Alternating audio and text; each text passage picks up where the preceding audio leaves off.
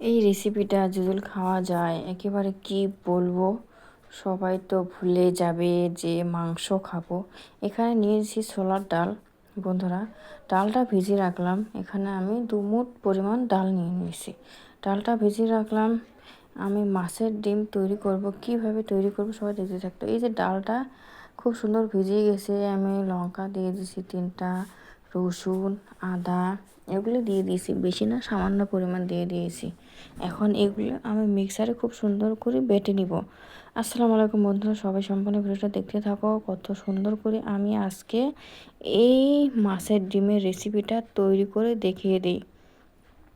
এইভাবে জানি না কেউ কখনো খেয়েছো নাকি মাছের ডিমের রেসিপি। এই যে ডালটা খুব সুন্দর করে আমি দেখো একেবারে মিক্সারে ভালো করে ব্লেন্ড করে নিয়ে নিয়েছি, ডালটা ঢেলেও নিয়ে নিয়েছি। এই দেখো ডিমটা আমি এটা ফ্রিজে রেখেছিলাম, ভালোভাবে ধুয়ে পরিষ্কার করে নিয়েছি। ফ্রিজে ধোয়ার সময় ধুয়ে নিয়েছি, এখনও ভালো করে ধুয়ে নিয়েছি। খুব সুন্দর করে একেবারে চকচকে করে ধুয়ে নিয়েছি মাছের ডিমগুলো। এত টেস্টি হয় এই রান্নাটা। এই যে এখানে আমি কড়া বসে দিয়েছি, জল দিয়েছি, একটু হলুদ দিয়ে দিয়েছি জলের মধ্যে, আর একটু লবণ, বেশি না, তার সামান্য। আর ডিমগুলো এখানে দিয়ে দিলাম। আমি ডিমগুলো ভালোভাবে খুব সুন্দর করে সিদ্ধ করে নিয়ে নেব। মাছের ডিমগুলো ভালো করে সিদ্ধ করে নিয়ে নেব। এখানে আর কিচ্ছু দিব না। বন্ধুরা এত টেস্টি হয় এই রেসিপিটা, আগে জানতাম না, এইভাবে রান্না করি খাইলে। এই দেখো খুব সুন্দর ডিমটা সিদ্ধ হয়ে গেছে। দেখো কত সুন্দরভাবে ডিমটা সিদ্ধ হয়ে গেছে। এই যে এই ডিমগুলো আমি তুলে রেখেছি একটা পাত্রে। এখন এটা ঠান্ডা করতে দিয়ে দিব। খুব সুন্দর করে কিন্তু ডিমগুলো সিদ্ধ করে নিয়ে নিয়েছি। বন্ধুরা সবাই সম্পূর্ণটা দেখো, কেউ স্কিপ করে দেখো না, এত টেস্টি হয় এই মাছের ডিমের রেসিপি।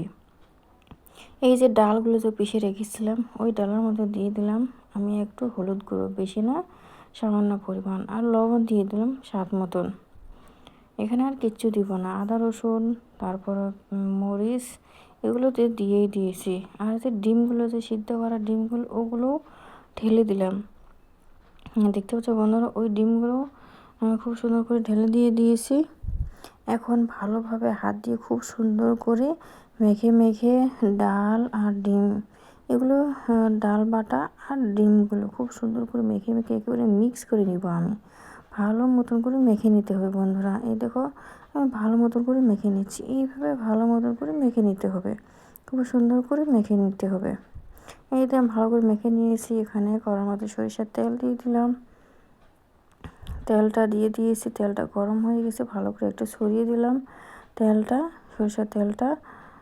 আর এখন আমি দিয়ে দিব ওই যে ডাল আর ডিম যে মেখে নিয়েছি ভালোভাবে, ওগুলো এই যে খুব সুন্দর করে আমি ভেজে নিব। বন্ধুরা এই যে খুব সুন্দর করে আমি ভেজে নিব। এইভাবে সব ডিমের আর ডালে যে মিক্স করে নিয়েছি সবগুলো এমন করে করে ভালোভাবে উল্টিয়ে পাল্টে খুব সুন্দর করে ভেজে নিতে হবে। কি বলবো, ভীষণ মজাদার হয় এই রান্নাটা, একবার খেয়ে দেখো এইভাবে রান্না করে। এই দেখো খুব সুন্দর করে উল্টিয়ে দিয়েছি। বন্ধুরা খুব সুন্দর করে লালচে লালচে করে এটা ভালোভাবে এই পিষ্টে ভালোভাবে রান্না করে নামিয়ে নিতে হবে। ডিমটা খুব সুন্দর করে একেবারে গ্যাসটা একটু মিডিয়াম টেপে দিয়ে ভালোভাবে ভেজে নিতে হবে, যেন ভিতরটাতে ভালোভাবে সিদ্ধ হয়। এই দেখো আমি নামিয়ে নিয়েছি সবগুলো ডিমে, খুব সুন্দর করে ভেজে নিয়েছি একেবারে। দেখো কত সুন্দর করে ভেজে নিয়েছি বন্ধুরা, একেবারে লালচে লালচে করে, এইভাবে লালচে লালচে করে ভেজে নিতে হবে ভালো মতন করে এইভাবে খুব সুন্দর করে একেবারে ভেজে নিয়েছি। এখন ও কড়ার মধ্যেই, তেলের মধ্যে আমি একটু তেল দিয়ে দিয়েছি, একটা পেঁয়াজ কুচি দিয়ে দিয়েছি। এই যে পেঁয়াজটা আমি হালকা করে নেড়ে ছেড়ে নিচ্ছি। দেখতে পাচ্ছ বন্ধুরা, এইভাবে পেঁয়াজটা নেড়ে ছেড়ে নিতে হবে, খুব সুন্দর করে হালকা করে নেড়ে ছেড়ে নিচ্ছি। এখানে দিয়ে দিলাম একটা টমেটো কুচি। বন্ধুরা একটা টমেটো ছোট ছোট সাইজ করে কুচি করে নিয়ে নিয়েছি, নেড়ে ছেড়ে নিলাম টমেটোগুলো। এখানে দিয়ে দিলাম লবণ, স্বাদ মতো লবণ দিয়ে দিলাম, মশলার গুঁড়ো দিয়ে দিলাম স্বাদ মতন। তারপরে এই যে এখানে আমি মরিচ আর পেঁয়াজ বেটে নিয়েছি, ও বাটাগুলো দিয়ে দিলাম, আর মশলার গুঁড়ো, হলুদ গুঁড়ো এগুলো দিয়ে দিলাম, দিয়ে এখন ভালো করে এগুলো কষিয়ে নিতে হবে। টমেটোর সঙ্গে মশলাগুলো খুব সুন্দর করে কষিয়ে নিতে হবে বন্ধুরা, ভালোভাবে।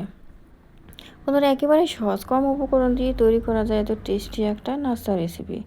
এই যে ভালো মতন করে খুব সুন্দর করে দেখো আমি কষিয়ে নিয়েছি, নিয়ে এখানে একটা আলু কেটে দিয়েছি।